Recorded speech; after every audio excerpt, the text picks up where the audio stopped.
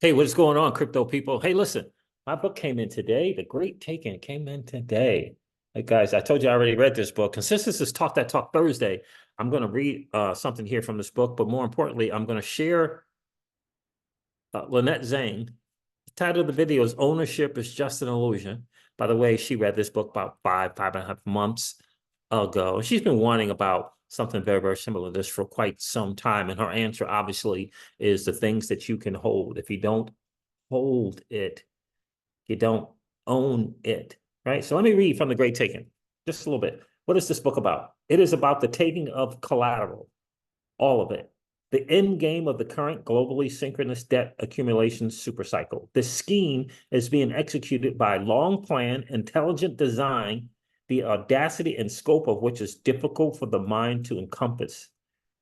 Included are all financial assets and bank deposits, all stocks and bonds, and hence all underlying property of all public corporations, including all inventories, plants and equipment, land, mineral deposits, inventions, and intellectual property. Privately owned, personal, and real property financed with any amount of debt will likewise be taken, as will the assets of privately owned businesses which have been financed with debt. If even partially successful, this will be the greatest conquest and subjugation in world history. Now let's listen to Lynette Zang say this in about 11 minutes. I'm Lynette Zang. I am here with Zang Enterprises, which supports community and sound money globally. And I need you to understand something. Actually, you need to understand something, and that really is ownership. Because we have this perception that once we make a deposit, that's my money. It's not your money. Or if we buy a stock, or we buy an ETF, or we buy an option, or we buy any of that intangible stuff that, well, when we just bought it, it's ours. No, it is not. So it is critically important for you to understand the legal ownership of everything, because in a court of law, your perception does not matter at all. What matters, this is why you always hear me say, if you don't hold it, you don't own it, regardless of your perception. So I wanted to go into this much more deeply, because legally, you are simply a beneficial owner of all sorts of intangible assets like stocks, bonds, ETFs, mutual insurance contracts. That's an interesting one. I wonder if that also includes whole life insurance policies, because that's written that the policy holders actually own the company. So I wonder if that includes whole life. Interesting to see insurance contracts. I don't know what she means there, but anyway, intangible financial products, bank accounts, ETFs and funds. And my guess this is also going to include IRAs, self-directed or otherwise, especially if there are custodians involved. Self-directed or otherwise, especially if there is a custodian involved. Funds, bank accounts, any intangible financial product, insurance contracts, and more. If you don't hold it, you don't own it. I cannot say that enough, and I cannot say that more simply. But let me show you the hidden truth, because you need to be quite clear on this in order to make those educated choices that actually put your best interest first, particularly because we are at the end of this currency's life cycle, particularly because we are at the end of a very long-term trend in which the final wealth transfer occurs. And you can either be the victim of it or the victor of it if you're in the right place at the right time with the right asset. So let's just get started, because what you're looking at here is a wonderful study that was done by Yale Law School. And this is the custodial ownership chart of all of those intangible assets. This is why no one went to jail back in 2008, because everything other than physical gold in your possession, all of these other financial assets are contracts. And any contract is only as good as the counterparty to that contract.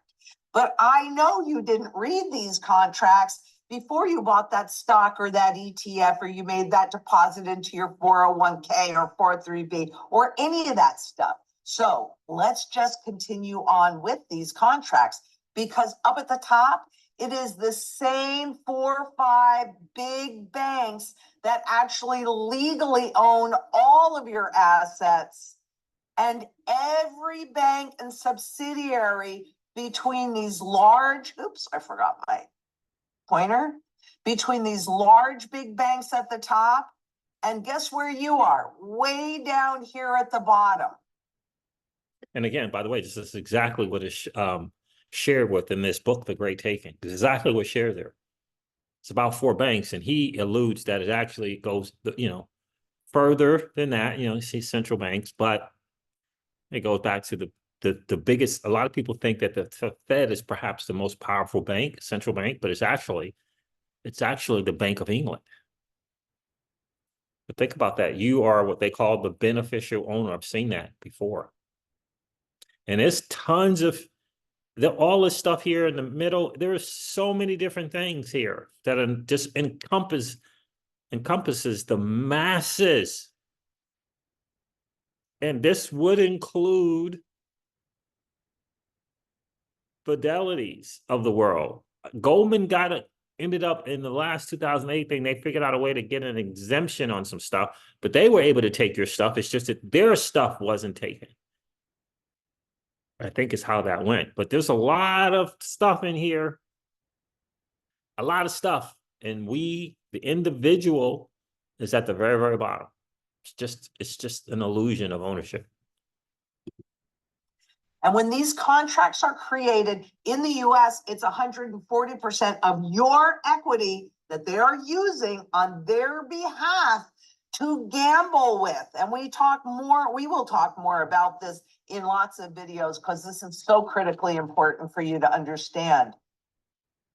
If this is done through through England, which is where 99% of them are done, there's no limitations to this custodial string and who gets to use your equity over and over and over and over again. So when this equity, your stocks, your bonds, your ETFs, whatever, when this next crisis occurs, and it's already starting to unfold in the banking sector, whether you realize it or not, whether you see it or not, it's happening right now. When this next financial crisis occurs and your equity is wiped out, all that is showing you is its justification for why you get nothing back out of it. But the reality is if you don't hold it, you don't own it. And physical silver, but physical gold in your possession is the only financial asset that runs no counterparty risk. And I'm showing you why right. And again, there's crypto, right? It's Bitcoin. There are digital assets, no counterparty risk, certainly XRP as well. Digital assets. Unless you put those assets at risk with a counterparty.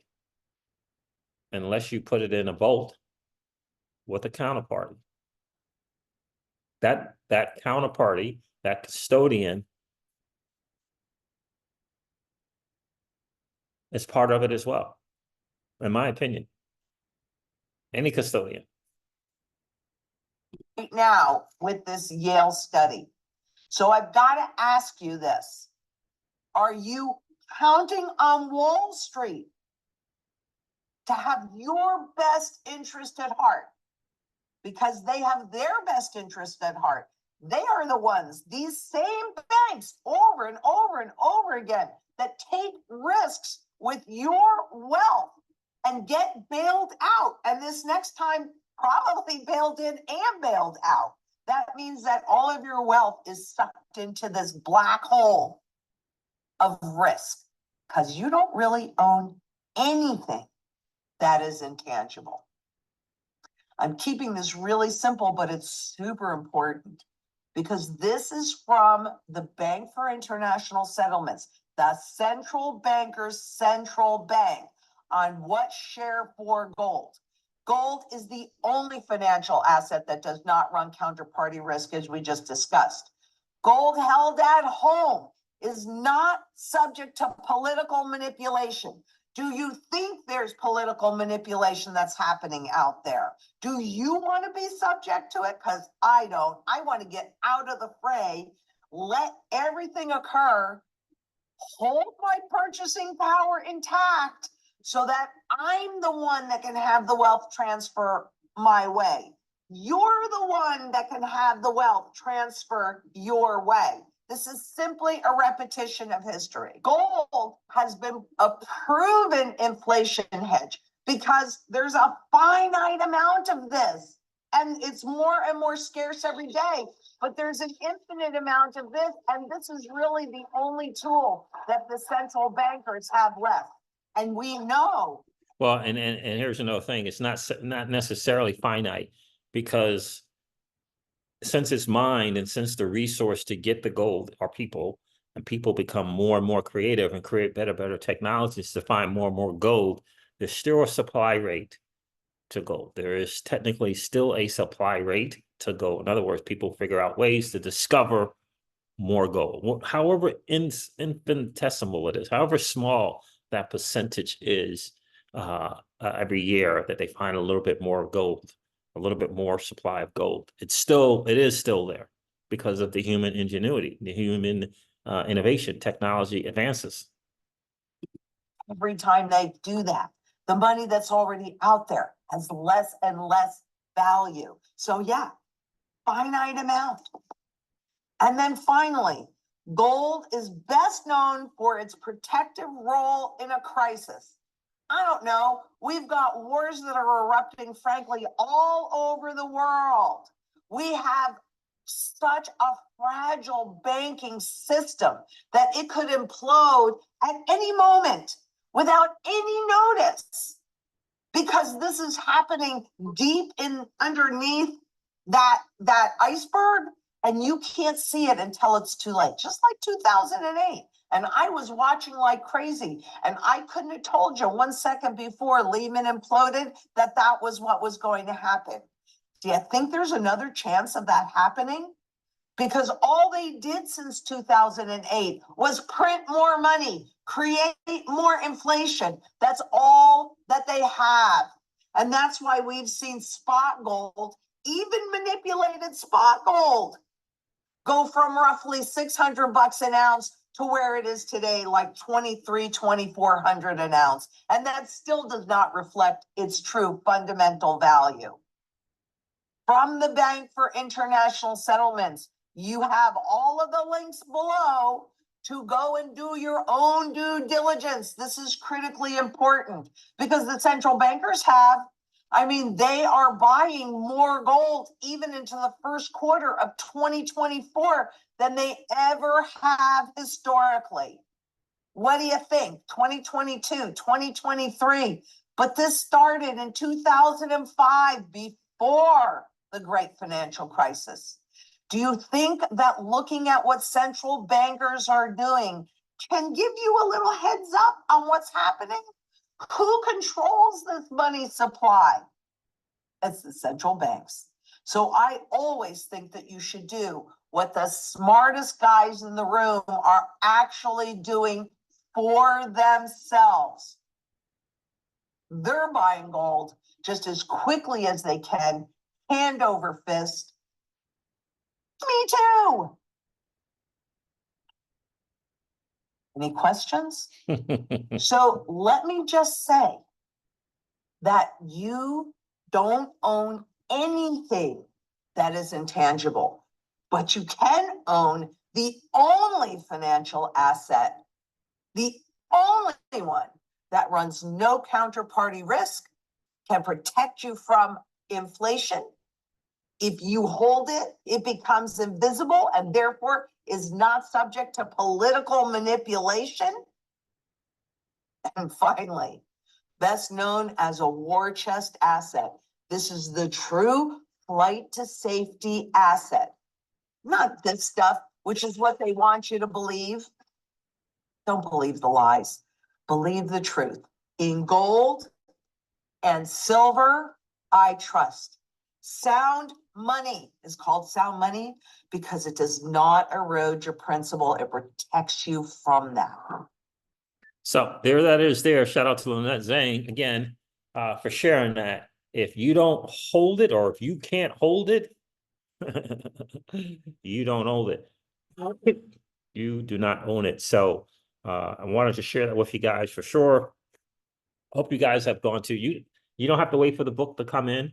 You can go to thegreattaking.com with 2 E's, 1 T for great, 1 T for great, and 1 T for taken. Thegreattaking.com. Download the free PDF, and I challenge you to read that prologue and not continue to read that book.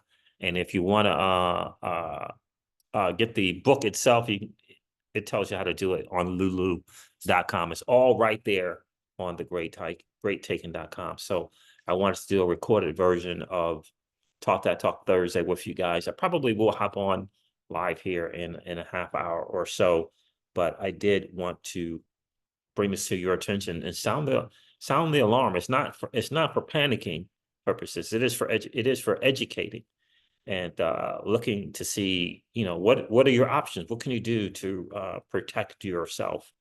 On the Crypto Caesars channel, we just not a fan of traditional financial products. And this is before we were made aware of this great taking. And I've read the Uniform Commercial Code. I've read Articles 8 and 9. I've read it. It says what he says in there. It is the facts. They have set this up. It's been well planned. 140% of your equity they're using out there in the world. And it goes all the way back to the main people, which is the Bank of England. This is the privately held central bankers. Yeah, I know it's alarming, but it is better to know than not to know. It's better to know than not to know. And so you can begin to plan. You can begin to figure out what it is that you're going to do, because it's not your financial planner's fault. It's not your RIA's fault.